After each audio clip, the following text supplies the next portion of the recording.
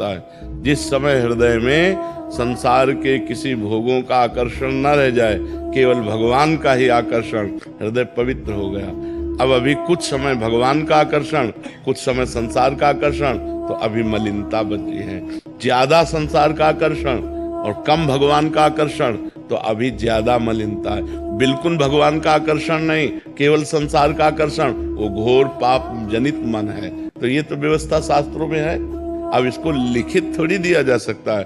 अंदर का विषय, अंदर का हृदय, अब आपका हृदय आपको पता चलेगा कि आपके हृदय में क्या हो रहा है। संसार की प्रीता या भगवान की प्रीता, संसार अच्छा लग रहा है या भगवान अच्छा लग रहा है। अगर संसार अच्छा लग रहा है, भगवान अच्छे लग नहीं रहे, तो पूरा का पूरा मन पाप से सना हुआ है। पापवंत कर सहज स्वभाव, भजन मोर ते भाव न काऊ। पापवंत जो जीव होता है, उसको भगवान का भजन, भगवान की चर्चा, संत महात्मा, ये सब अच्छे नहीं लगते।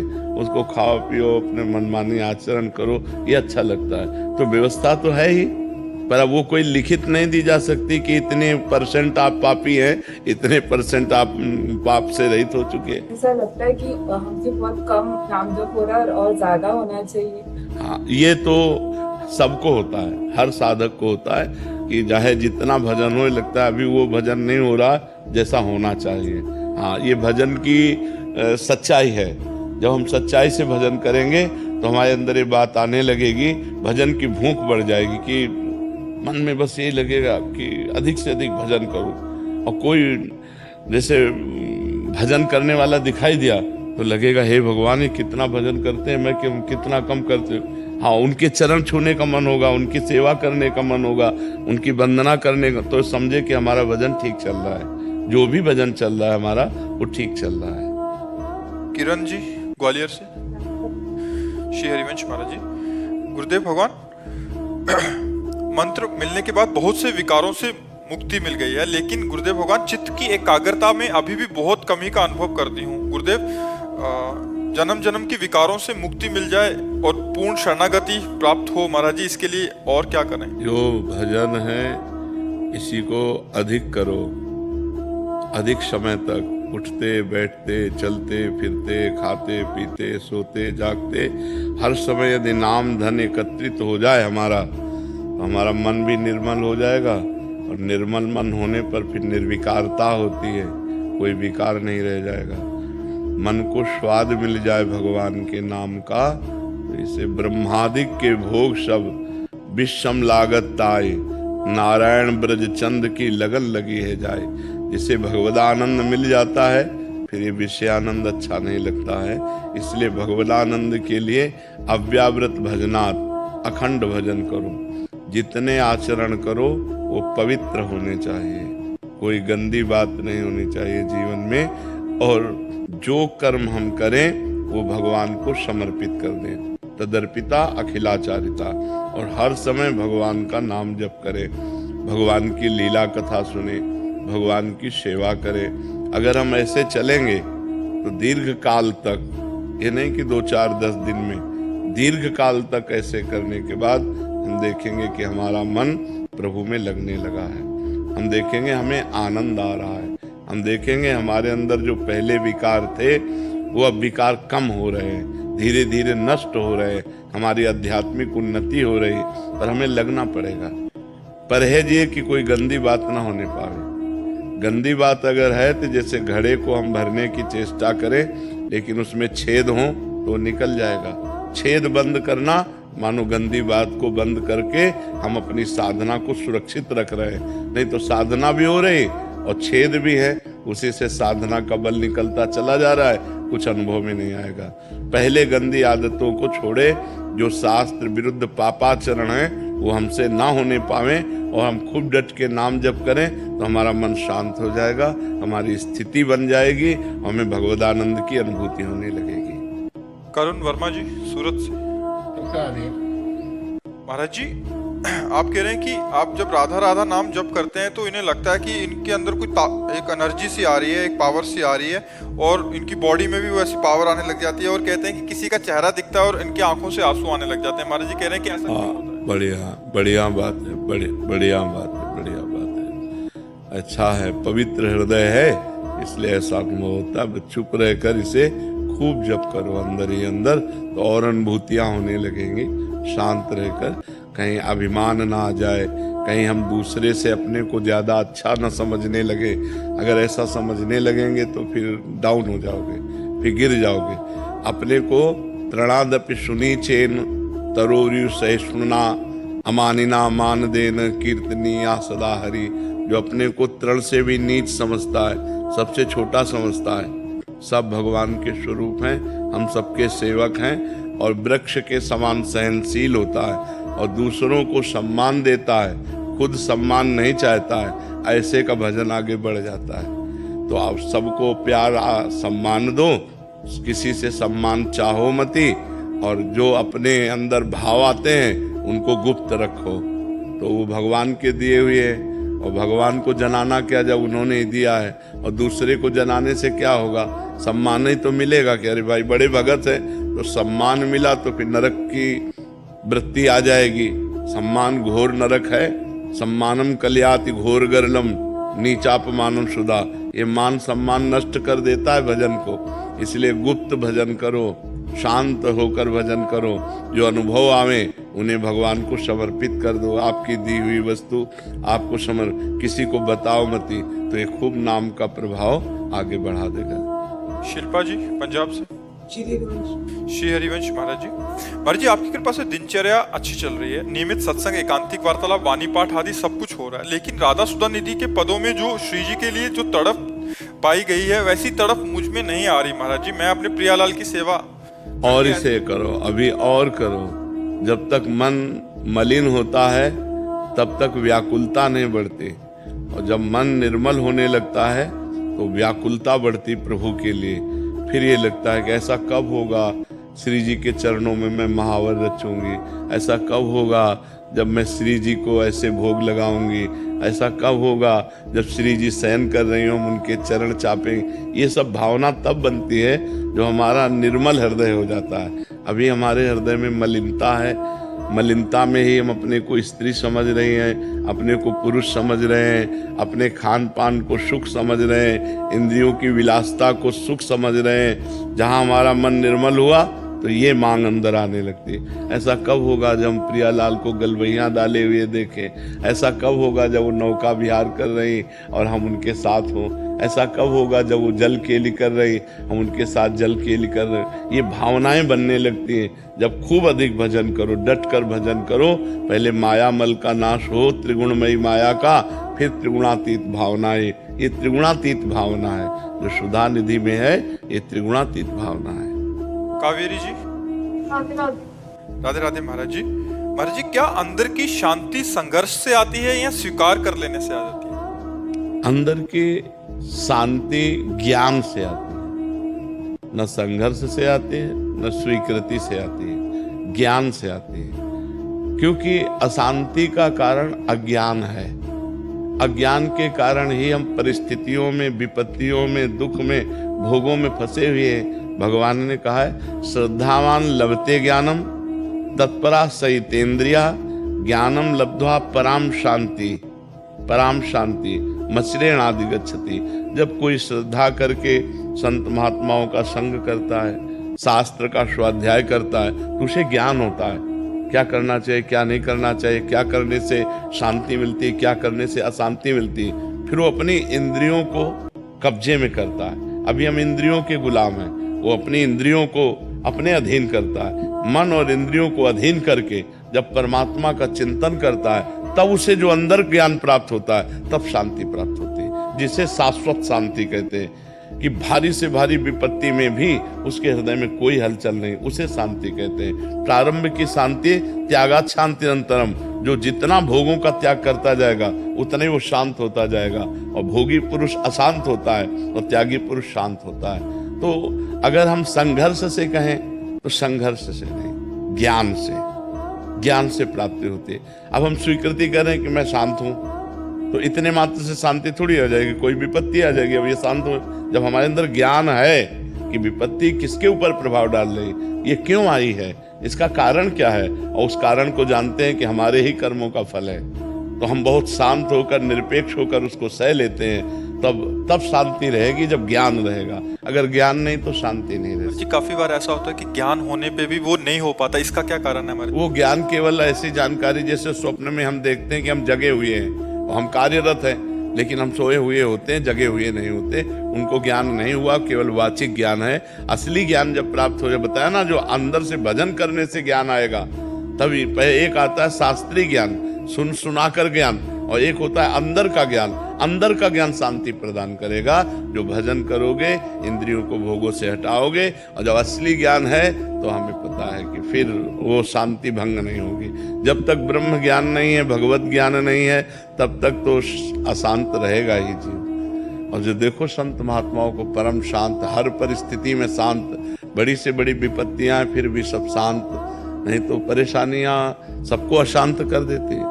अगर हमको वास्तविक ज्ञान है तो बड़ी से बड़ी विपरीत परिस्थिति में भी हम आनंदित रहेंगे, हम अशांत नहीं होंगे, हम शांत रहेंगे। महाराज जी उस समय साधक तो कटिंग करता है अंदर से, जो आप गुरुजनों के वचन होते हैं, तो महाराज जी सिद्धावस्था में क्या इसका भी भान नहीं रहता? वो सहज भान रहता है, स्थिति नहीं रहती वहां। भान तो रहता है, जैसे अब इनके शरीर में घाव है तो हमें दिखाई तो दे रहा है शरीर में घाव, लेकिन पीड़ा इनको हो रही, हमें नहीं हो रही। ऐसे इस शरीर की पीड़ा इस शरीर को हो रही, हमें नहीं हो रही। स्थिति प्रज्ञ में ये स्थिति होती है, और साधक इसे काटता है कि मैं शरीर तो नहीं हूं ना, ये शरीर मेरा घर है, मैं इसमें रहने वाला अविनाशी हूं। और जो सिद्ध पुरुष होता है वो अपनी स्थिति में होता है, वो भगवान में चित्त को जोड़े होता है। इसके जो कष्ट होते, भान होता है पर उसका दुख नहीं होता। भान होता है, गर्मी है तो भान होगा पर उसका दुख नहीं है। शरीर में पीड़ा है, भान होगा और उसका दुख नहीं। साधक विवेक के द्वारा काटता है कि नहीं, मैं शरीर नहीं हूं, ये इसका प्रारब्ध भोग है, इसको भोग लेने दो, मैं इसका देखने मात्र दृष्टा हूं, मैं इसका भोगता नहीं हूं। वो बार बार ऐसे कटिंग करके वो अपने आप को बचाता है। लेकिन जो सिद्ध पुरुष होता है वो बचा बचाया भगवान की स्थिति में रहता है, उसको दुख नहीं होता, कष्ट होता है। जैसे पीड़ा हो रही है, सर दर्द हो रहा है तो सर दर्द होगा, लेकिन सर दर्द का दुख नहीं होगा। महाराज जी कटिंग करते करते कितना समय लगता है महाराज जी उस स्थिति में? भजन केवल कटिंग से नहीं बात बनेगी, उसके साथ साथ भजन जितना जोर का भजन होगा उतने जोर का विवेक जागृत हो जाएगा। भजन नहीं तो विवेक जागृत हुआ, जो ज्ञान है ना वो प्रयोग में नहीं आएगा। ज्ञान तो सबको है, किसको ज्ञान नहीं कि संसार नाशवान है, किसको ज्ञान नहीं कि मरना है, किसको ज्ञान नहीं कि सब कुछ यहाँ छूट जाएगा। लेकिन कौन, सब उसी में तो लगे हुए हैं, कौन उससे विरक्त होकर भगवान में लग रहा है? मतलब बिना भजन के शाब्दिक ज्ञान से बारी मथे घृत होए बरु सिकता ते बरु तेल, बिनु हरि भजन न भवतरी या सिद्धांत पेल। बिना भगवान के भजन के कोई भी ज्ञान प्रयोग में नहीं आएगा। प्रयोग में तभी आएगा जब आप डट के भजन करोगे, संसार से हट के भजन करोगे और खूब डट के भजन करोगे, तब तो ज्ञान विज्ञान सब अंदर जागृत हो जाएगा। जी आशीष दीक्षित जी झांसी से। महाराज जी आपके चरणों में कोटि कोटि प्रणाम। महाराज जी रामचरित मानस के सुंदरकांड में प्रभु अपने स्वभाव का परिचय देते हुए कहते हैं, सन्मुख होई जीव मोहि जबहि, जन्म कोटि अगनाशहि तबहि, मिलत कृपा तुम प्रभु करहि, उर अपराध ना एकहु धरहि। महाराज जी यहाँ प्रभु द्वारा किस प्रकार की सन्मुखता एवं मिलन की बात कही गई है महाराज जी, इस रहस्य को समझाने? प्रभु ने एक और बात कही है जिससे हम प्रभु के सन्मुख होते हैं। जननी जनक बंधु श्रुत दारा, तनु धन धाम सुहृद परिवारा, सबकी ममता ताग बटोरी, मम पद मने बांध बटोरी। समदर्शी इच्छा कछु नाहि, हरस शोक भय नहीं मन माहि, अस सज्जन मम उर बस कैसे, लोभी हृदय बसो धन जैसे।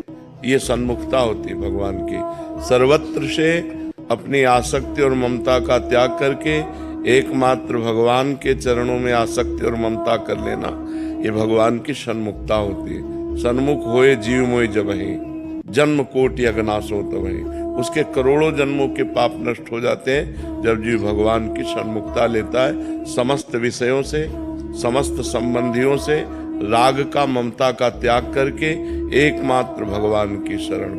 तो जो ही भगवान की शरण जी हुआ साथ ही उसके सारे पाप अपने आप नष्ट हो जाते हैं। सर्वधर्मान परित्यज्य मामेकम शरणम ब्रज अहम त्वाम सर्व पापेभ्यो मोक्षयिष्यामि मा शुचा।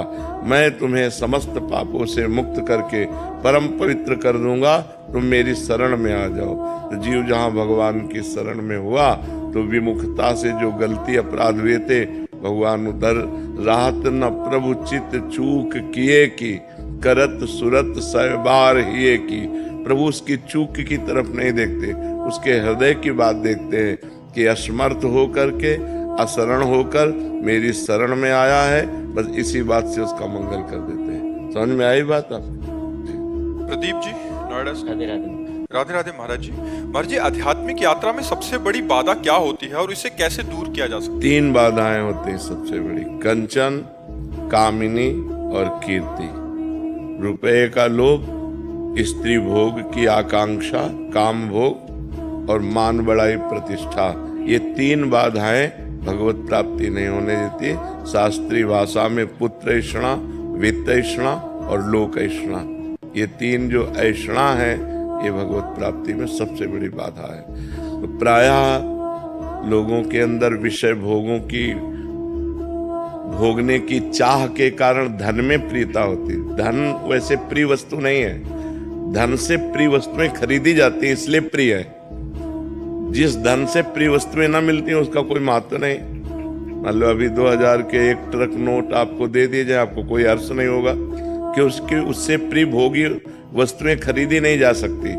जिस धन से प्रिय भोग वस्तुएं खरीदी जाती हैं वो धन हमें प्रिय होता है। धन स्वयं में प्रिय नहीं होता, भोग वस्तुओं के कारण प्रिय होता है। हम जो चाहे खरीद सकते हैं, जैसे चाहे बर्ताव कर सकते हैं। और जो काम भोग है ये सृष्टि का सबसे बड़ा आकर्षण है। ये जो स्त्री पुरुष का आकर्षण, पुरुष पुरुष का आकर्षण, जो काम क्रीड़ा है ये सबसे बड़ा आकर्षण है। जो इस काम रूपी शत्रु पर विजय प्राप्त कर ले, धन लोभ रूपी शत्रु पर विजय प्राप्त कर ले, यश कीर्ति मान प्रतिष्ठा इस पर विजय प्राप्त कर ले, वो भगवान को प्राप्त कर सकता है। नहीं तो इसी खाइयों में गिर जाते हैं। कोई तो धन में ही गिर जाते हैं, कोई धन और स्त्री दोनों में गिर जाते हैं, कोई धन और स्त्री अगर क्रॉस भी कर गए तो आगे मान प्रतिष्ठा में गिर जाते हैं। कोई गुरु कृपा पात्र विरला ही होता है जो कंचन कामिनी कीर्ति तीनों को ठुकरा करके सच्चिदानंद भगवान का भजन करके भगवान से प्रेम करे, भगवान के तत्व का ज्ञान प्राप्त करे, कोई बिरला ही होता है। समझ पा रहे हैं आप? ये 3 प्रधान होते हैं और तो सब है ही, और तो न जाने कितने विघ्न हैं, पर ये 3 प्रधान रखे गए, कंचन कामिनी कीर्ति। रवि मोटवानी जी। राधे राधे। राधे राधे महाराज जी। महाराज जी, क्या हमें जिन महापुरुषों से गुरु मंत्र प्राप्त करने का सौभाग्य मिलता है वो हमारे जन्म से पूर्व निर्धारित होता है या हम स्वयं चयन? नहीं, ये भगवान की कृपा से होता है। जब भगवान द्रवित होते हैं, कृपा करते हैं, तब वो संत महापुरुषों का सानिध्य प्रदान करते हैं। अब मोहि भाव भरोस हनुमंता, बिनु हरि कृपा मिले नहीं संता। ये हमारे पूर्व कर्म से नहीं मिले हैं, ये संत भगवान का जो साक्षात्कार है ये भगवान की कृपा से हुआ है। जब द्रवहि दीन दयालु राघो तो साधु संगति पाइए।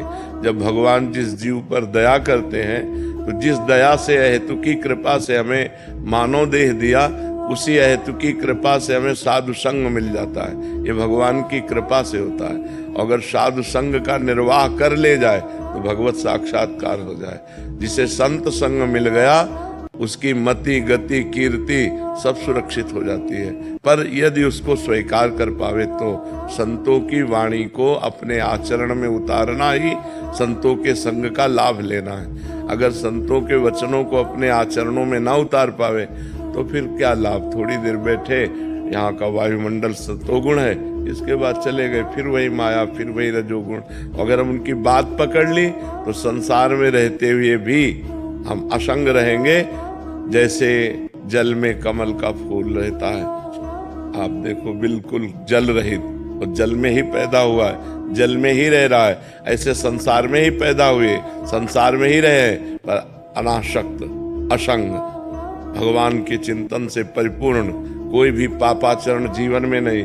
ये सब संत संग का प्रभाव होता है। तो जब हरि द्रवित होते हैं तो संत संग देते हैं, ये पूर्व जन्म से निर्धारित नहीं है कि हमको अब इस जन्म में संत संग मिलेगा, नहीं, ये भगवान की कृपा से होता है। डॉक्टर विवेक तांगड़ी जी, श्री राधे महाराज जी।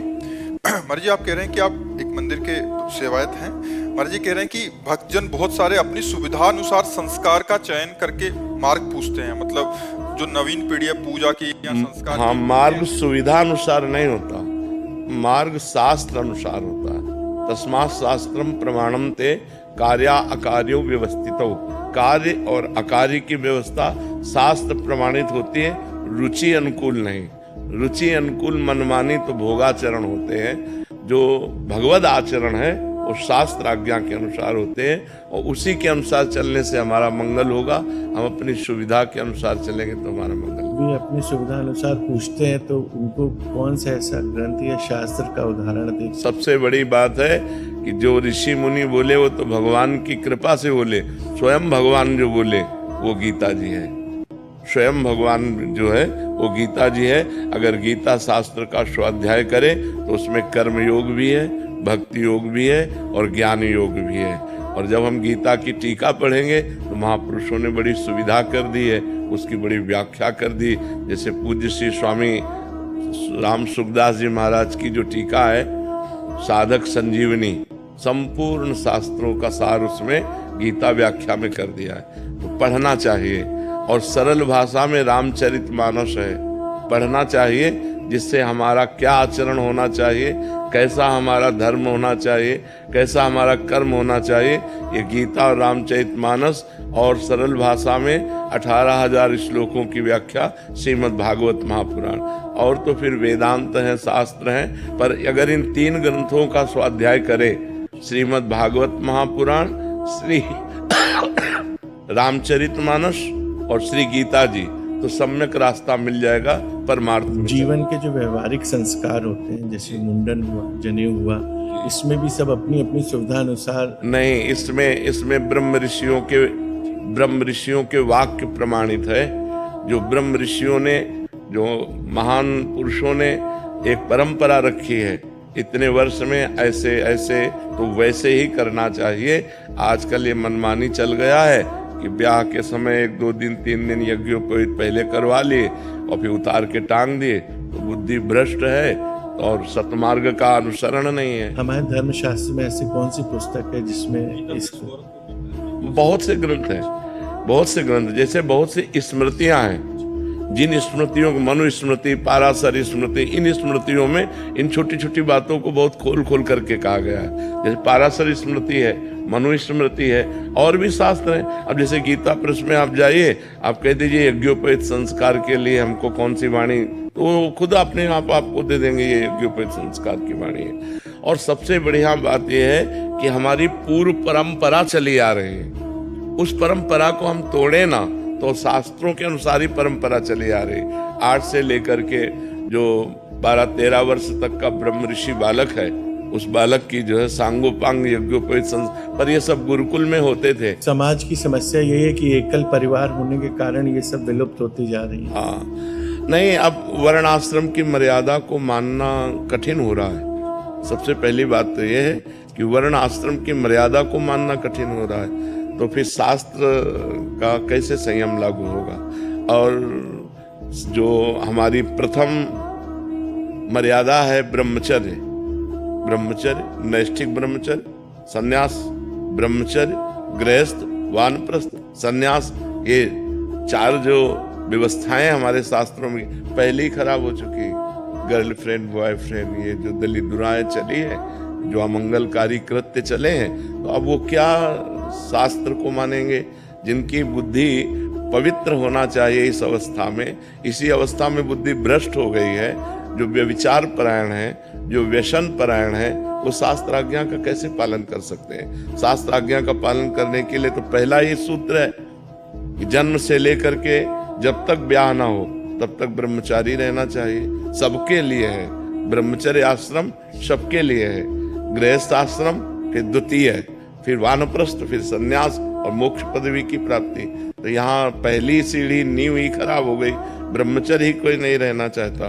सब अपने अपने मनमानी विचार में लगे हुए हैं। छोटे छोटे बच्चे हैं, हाथ में मोबाइल है, गंदी बातें सीख गए हैं, किसी न किसी प्रक्रियाओं के ज्ञाता बनकर अपने ब्रह्मचर्य का नाश कर रहे हैं। तो पहला ही आश्रम, पहली ही वर्ण व्यवस्था, तो कैसे शास्त्र तो तब लागू हो जब उनके सिद्धांतों को आप पालन करें। उनकी शुरुआत ही खराब हो गई। माता पिता के प्रातः काल उठ करके भगवान चरण छूते थे। प्रातः काल उठ के रघुनाथा, माता पिता गुरु नामय माता। आजकल बच्चों में कहाँ संस्कार है। जवाब देते हैं माता पिता को, उल्टा जवाब देते हैं, कठोर वचन बोलते हैं। जहाँ विद्या विनय देने वाली होती है वहाँ अभिनय और उद्दंडता दिखाई देती है नवीन बच्चों में। जो नवीन बच्चे हैं उनमें विनय नहीं दिखाई देता, उनमें उद्दंडता दिखाई देती है। तो शास्त्र आज्ञा का पालन कोई विरला ही कर पाएगा, और जो शास्त्र आज्ञा का पालन करेगा वही महापुरुष बन सकता है, वही भगवान को प्राप्त कर सकता है, वही हमारे समाज सेवक बन सकता है। नहीं तो समाज सेवक के रूप में समाज का शोषण होता है, सेवा कहाँ होती है। सेवा तो एक दिखावा होता है जो बाहरी होती है, और शोषण करके अपनी वासनाओं की मुक्ति करते हैं। ये है जो गलतियां हो गई तो सुधार कैसे? पहले गलती पता चले कि कौन सी गलती जो है। आज के बच्चे जो गलतियां कर रहे हैं, हाँ, सत्संग के द्वारा हो सकता है। यदि हम साधु संग करें, शास्त्र स्वाध्याय करें, और अपने गलतियों को, जिनको हम जानते हैं गलती है, उनको नियम लें कि हम दोबारा नहीं करेंगे, तो सुधार हो सकता है। यदि साधु संग नहीं तो शास्त्रों की बातें, सतमार्ग की बातें सुनने में ही नहीं आएंगी, समझने में ही नहीं आएंगी। जैसे अभी कुछ वातावरण में सुधार शुरू हुआ, जैसे हजारों लोग आकर के कहते हैं कि हमारा जीवन परिवर्तन हुआ, आपके वचन सुने, परिवर्तन हुआ।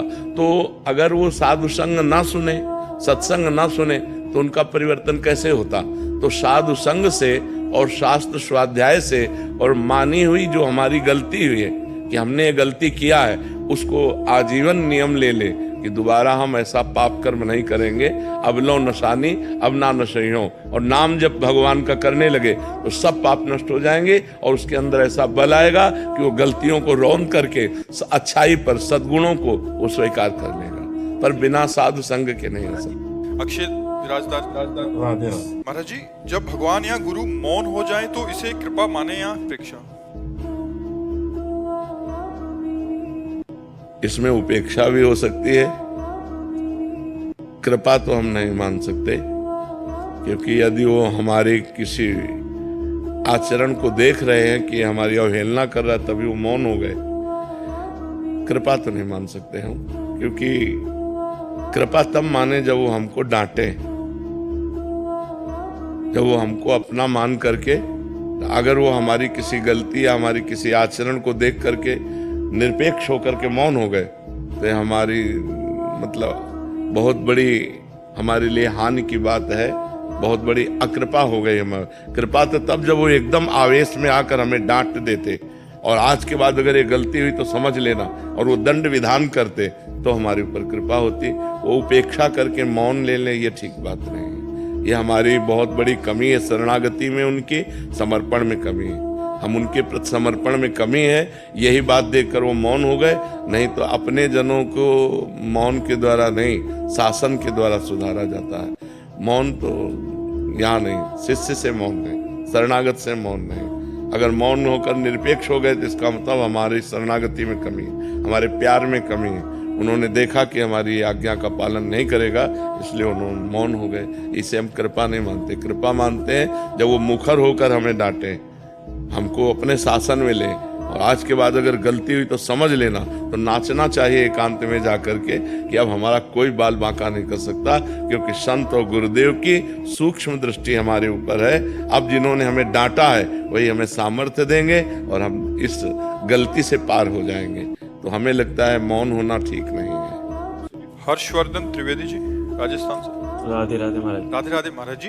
महाराज जी, अपने इष्ट देव से अपने पितरों के मोक्ष के लिए क्या प्रार्थना करनी चाहिए, और कैसी प्रार्थना करनी चाहिए? उसे पितरों के कल्याण के लिए इष्ट से प्रार्थना क्या, भगवान ने अनुष्ठान बताए हैं। गया जी जाए, वहाँ भगवान के चरण चिन्ह हैं, वहाँ पिंड दान करे, श्रीमद् भागवत का साप्ताहिक पारायण करके अपने पितरों के कल्याण के लिए करे। भगवान ने विधान बनाए, पितृपक्ष में श्राद्ध करे, गया जी जाए, श्रीमद् भागवत का अनुष्ठान करे, या भगवान नाम जप करके अपने पितरों को दान करे, या पितरों के निमित्त भंडारा करवावे, संत महात्माओं को भोजन पवाए, गौ सेवा करावे, ये सब सुकृत अपने पितरों को दे तो उससे पितरों का कल्याण हो जाता है। ठीक है। तन्वी गुप्ता जी ग्वालियर से। श्री हरिवंश महाराज जी, गुरुदेव, जब से मेरे पिताजी ने शरीर छोड़ा है तब से मैं बहुत असमंजस में हूँ। शरीर के पिताजी ने बचपन में सिखाया था कि पराधीन सपने हो सुख नाही, किसी भी प्रकार मानसिक, शारीरिक एवं आर्थिक रूप से किसी पे भी निर्भर नहीं होना। परंतु पिताजी के शरीर छोड़ने के पश्चात जब मैं बिल्कुल असहाय थी तब प्रभु के अलावा किसी ने बल नहीं दिया। अब जब आर्थिक और मानसिक रूप से मजबूत हो गए तो पतिदेव कहते हैं कि मुझ पर निर्भर रहो। महाराज जी, मेरे को समझ नहीं आ रहा कि पतिदेव के रूप में या कैसे निर्भर उन पे रहे, या कैसा इसको भाव को। पति की अनुकूलता भी देखनी है और अपनी सामाजिक व्यवस्था भी देखनी है। कल पति के ऊपर पूर्ण निर्भर हो जाओ और वो स्वभाव में आपके प्रति प्रतिकूलता ले आए तो फिर आप असमर्थ हो जाएंगे। और अभी आप समर्थ हैं, कमा रही हैं। पर गुरु जी, जब मेरे पास कुछ भी नहीं था तो प्रभु के अलावा कोई भी नहीं था। तो हमें ये लगता है कि जो अपनी सामाजिक व्यवस्था आपने बनाई है उसे भंग नहीं करना चाहिए और पति को अनुकूलता भी देनी चाहिए। दोनों बातों का सामंजस्य बैठा दीजिए कि, पर हम ये नहीं चाहेंगे कि आप अपनी जो दिनचर्या कर रही हैं जिससे आपको अर्थ की प्राप्ति होती है आप उसे छोड़ दें, ऐसा हम नहीं चाहेंगे। आजकल ऐसी बातें माननीय नहीं हैं। जैसे मान लो पत्नी अच्छी सर्विस कर रही है, अच्छा व्यापार कर रही है, अच्छी नौकरी कर रही है, अगर पति कहता है कि बंद कर दो तो आज अनुकूलता दे सकते हैं, कल उनके स्वभाव में प्रतिकूलता आ गई तब फिर अपने को बड़ी परेशानी आ जाएगी। अगर अपने कर रही हैं तो फिर करना चाहिए, और नहीं कर रही उनके अनुकूल है तो फिर प्रतिकूलता सहकर भी उनको अनुकूलता देनी चाहिए। पर यदि आप कर रही तो आप करते रहिए और पति की अनुकूलता भी बनाए रखिए, पति की अनुकूलता भी, धर्म से चलिए, पवित्र आचरण रखिए और खुद अर्थ कमाइए, पति की सेवा कीजिए, समाज सेवा कीजिए। कन्हैया लाल जी राजस्थान से। राधे राधे। राधे राधे महाराज जी। महाराज जी, मुझे बार बार अपने पूर्व पाप कर्म को देखकर लगता है कि मुझ जैसे नीच को श्री जी क्यों स्वीकार करेगी। महाराज जी, हाँ, पूर्व पापों का ऐसा चिंतन करके हृदय में जलन करने से उस पाप का जो प्रभाव है वो नष्ट हो जाता है। ऐसा करना चाहिए। कृतम स्मर शास्त्र आज्ञा करता है कि अगर आप गलत किए हो उसका बार बार स्मरण करके जलन पैदा हो रही, मेरे से गलती क्यों हो गई, तो उस पाप का नाश होता है। और हम पतितों को ही पावन करने के लिए भगवान अवतार लेते हैं। तो ऐसा नहीं है कि हम पतितों को भगवान क्यों स्वीकार करेंगे। अस्पताल बने ही होते हैं बीमारों के लिए, नहीं बने होते, वो स्वस्थ पुरुषों के लिए नहीं होते हैं, बीमारों के लिए होते हैं। तो भगवान की शरणागति है ही है पतितों के लिए। भगवान का नाम पतित पावन दीन बंधु करुणा वरुणालय। तो अगर हम पतित हैं तो हमारा नाता है भगवान से, उनका नाम पतित पावन है। अगर हम दीन हैं तो हमारा नाता है भगवान से, उनका नाम दीन बंधु है।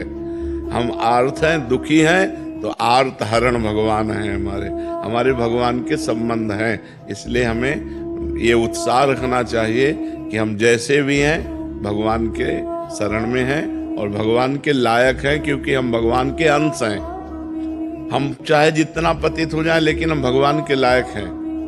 बेटा चाहे जितना बड़ा निकृष्ट आचरण कर बैठे पर वो कहेगा तो अपने बाप का ही नाम, तो हम हैं तो भगवान के ही, हमारे अंश ही तो भगवान ही है। ईश्वर अंश जीव अविनाशी, ईश्वर का अंश ही तो जीव है, तो हम भगवान के ही अंश हैं। हमसे गलती हो गई, हमसे पाप हो गए तो हे भगवान हमें क्षमा करो या दंड दो, मैं आपकी शरण में हूँ। ये पक्की बात है, हम श्री जी के शरणागति के लायक हैं, क्योंकि हम किसी लायक नहीं हैं इसीलिए हम शरण में हो रहे हैं। तो ये हमारी शरणागति पक्की स्वीकार करते हैं। चाहे जितना बड़ा दुराचारी हो, भगवान की शरण में आ जाए। भगवान कह रहे कोटि विप्र बध लागे जाहू आए शरण तजऊ नहीं ताहू।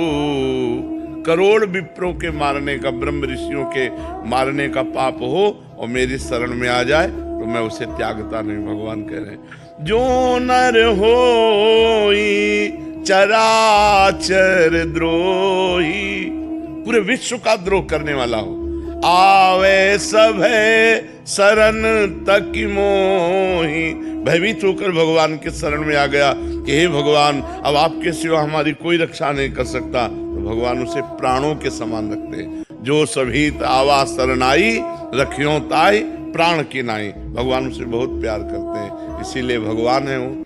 इसीलिए भगवान है कि नीच पतित दुराचारी को भी गले लगाते हैं और उसका कल्याण करते हैं। जो पहले पाप करते रहे वो भगवान की शरण में हुए तो महात्मा बन गए, ब्रह्म ऋषि बन गए। जो राम राम नहीं कह पाते थे, मरा मरा कहे, वो ब्रह्म पदवी को प्राप्त कर लिए। यही भगवान की भगवत्ता है, यही भगवान की महिमा है कि हम पतितों को भी वो पावन कर देते हैं, हम दीन जनों को भी वो गले लगाते हैं, हम असमर्थ असहाय को भी वो सहायता करते हैं। हम वो अगर देखें, हमारी तरफ देखें तो हमारा कभी कल्याण ना हो। वो हमारी तरफ ना देखकर अपने स्वभाव की तरफ देखते हैं, अपने प्रभाव की तरफ देखते हैं, तो उसी से हमारा कल्याण हो जाता है। सिद्धि शाह जी अहमदाबाद से। राधे राधे। राधे राधे महाराज जी।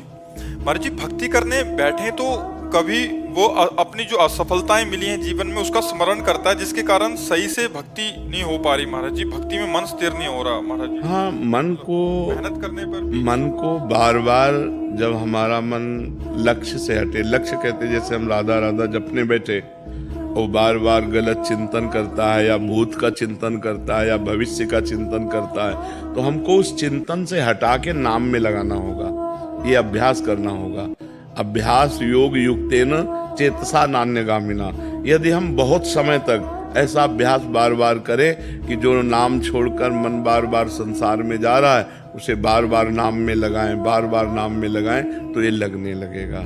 या जहाँ जहाँ मन जाए वहाँ वहाँ भगवान को देखने की चेष्टा करें कि जब सृष्टि नहीं थी तब भगवान थे, जब सृष्टि नहीं रहेगी तो भगवान रहेंगे, तो बीच में भगवान ही तो हैं। जिस रूप का ध्यान हो, जिस वस्तु का ध्यान हो, जिस व्यक्ति का ध्यान हो, उसमें भगवान की भावना कर लो तो आपका भजन अच्छा होने लगेगा।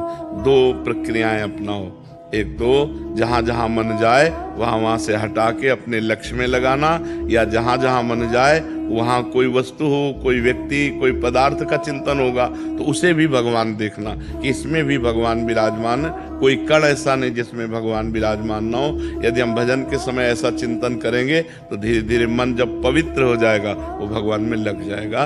पर दीर्घ काल तक ऐसा अभ्यास करना पड़ेगा। ये कोई 2-4 दिन में ऐसा नहीं कि 2-4 दिन हम करें और हमारा मन भगवान में लग गया, दीर्घ काल तक। अब जब तक हमारा मन निर्मल नहीं होगा तब तक वो चंचल होकर भागता रहेगा। जहाँ निर्मल हुआ तो जिस जप में लगे उसी में लग जाएगा।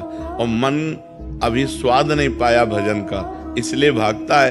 नहीं तो देखो आप लोग, आपके मनोनुकूल फिल्म हो तो 3 घंटे मन कहीं नहीं भागेगा, नहीं भागेगा ले ना। भगवान का भजन है, ना सत्य है, झूठी है।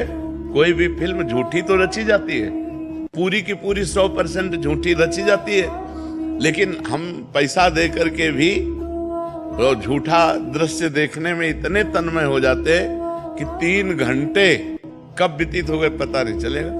मनोनुकूल होना चाहिए।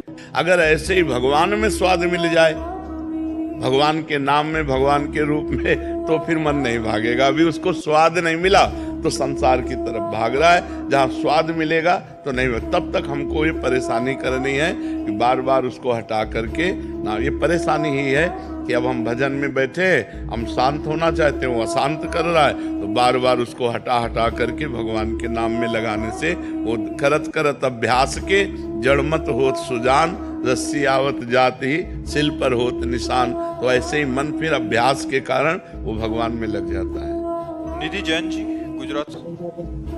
राधे राधे महाराज जी। महाराज जी मुझे बहुत अधिक नकारात्मक विचार और अधिक डर सताता है, मन अपने नियंत्रण में नहीं रह पाता। ये बहुत खतरनाक डर की हद स्थिति हो गई है है महाराज जी। ये बहुत खतरनाक स्थिति है। अगर नकारात्मक सोच बनी रही तो डिप्रेशन में पहुंचा सकती है। और परेशानियां पैदा कर सकती है। जब यही सोच ज़्यादा बढ़ जाती है तो शरीर के नाश की भी सलाह देने लगती है। नकारात्मक सोच बहुत खराब चीज़ है। ये पाप से आती है। जब हमारे से कोई पाप बन जाता है इस जन्म में या पूर्व जन्म में, वो जब सवार होता है तो देखो, चाहे जितनी विपरीत परिस्थिति हो, अगर सकारात्मक भाव है तो हम उसमें भी आनंदित रहते हैं। भगवान की कृपा है। आज आई है परिस्थिति, बदल जाएगी। जैसे दिन नहीं रहा, रात आई, ऐसे रात नहीं रहेगी, दिन आएगा। ऐसे सुख और दुख है, दुख आया है तो सुख आ जाएगा, सुख है तो फूलो मती, दुख आने वाला है। एक क्रम है इसका। तो हमें चाहिए कि नकारात्मक सोच को हम नष्ट कर दें। भजन बल के द्वारा हम खूब नाम जप करें और अपनी नकारात्मक सोच को छोड़ें। और भय करने की जरूरत नहीं, सर्वत्र भगवान है। जब जिसको जहाँ मरना है, आप ना आवे आप पर ताई तहाँ ले जाए, वो वहीं जाएगा। वैसे घटना घटेगी, वैसी परिस्थिति बन जाएगी। एक बार मरना है, 100 बार मरना नहीं। तो ना मरने का डर होना चाहिए, ना और कोई भय होना चाहिए। नाम जप करो और अच्छे आचरण करो और भगवान की कथाएं सुनो। भगवान और भक्तों के चरित्र सुनने से बहुत जल्दी हृदय पवित्र होता है। जी आर्यन मौर्य जी। राधे राधे महाराज जी। राधे राधे महाराज जी। महाराज जी, मेरा सवाल है कि हम युवाओं को अपने कैरियर और व्यक्तित्व विकास दोनों का सामंजस्य कैसे बिठाना चाहिए? अपने विकास के प्रति आगे बढ़ना है। जब तक बच्चा अध्यात्म जीवन में नहीं होगा तब तक विनाश की ओर तो बढ़ सकते हो, विकास की ओर बढ़ना संभव नहीं। यहाँ जो कुछ देख रहे हो सब विनाशी है। आप बेईमानी करके रुपया कमा सकते हो, आप घूस दे करके किसी डॉक्टर बन सकते हो, कोई पद प्राप्त कर सकते हो, लेकिन वो सब विनाशी है। 4 दिन बाद जब तुम्हारे प्राण छूट जाएंगे तो शरीर ही छूट जाएगा, पद छूट जाएगा, बैंक बैलेंस छूट जाएगा। तो इसको विकास हम कहें या विनाश कहें? विचार करके देखिए। विकास तो तब है जब लोकांतर की भी गति हमारी अच्छी हो, हमें भगवान की प्राप्ति हो, या भगवान के द्वारा ऐसे उत्तम फिर हमारा जन्म हो, हम उत्तम कर्म करने वाले बने, हमारे अंदर सद्गुण हो, हम परोपकार करें, समाज को सुख पहुंचा सकें। इसके लिए अध्यात्म की आवश्यकता है। हम अगर अध्यात्म से नहीं जुड़े, शास्त्रों के अनुसार नहीं चले, तो देखो कितना गंदा माहौल है नवयुवकों में। नशा करना और ये गंदी बातें करना है कि नहीं बढ़ रहा है?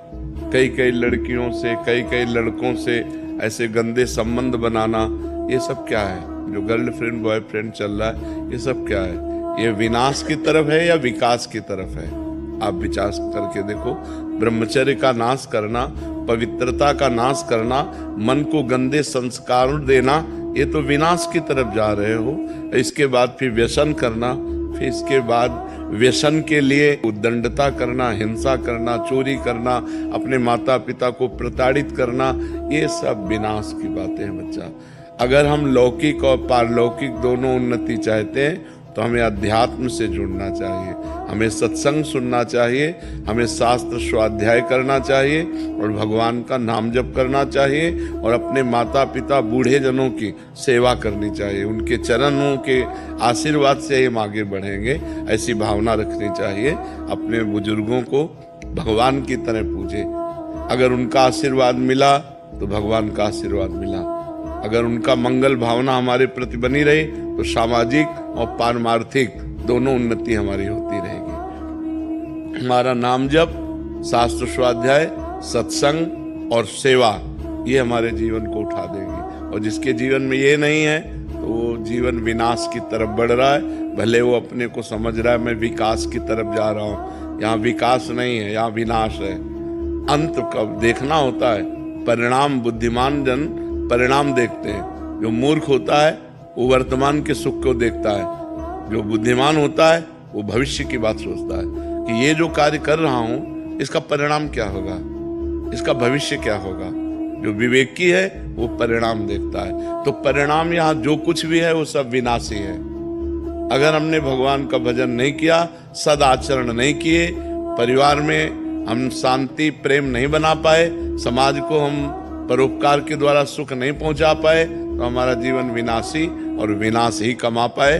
अविनाशी कुछ हाथ में लगा नहीं। अविनाशी है भगवान का नाम, भगवान का ध्यान, भगवान का चिंतन करते हुए भगवत भाव से समाज की सेवा। समझ पा रहे हो आप? जी। राधा राधा राधा राधा राधा राधा राधा राधा राधा राधा राधा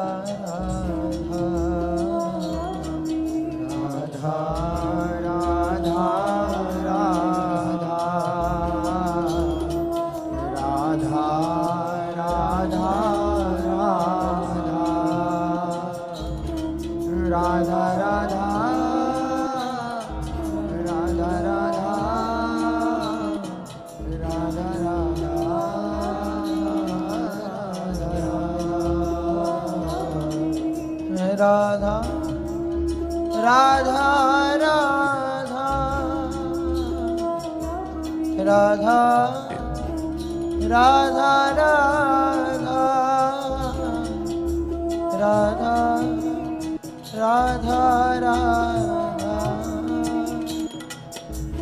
राधा राधा राधा राधा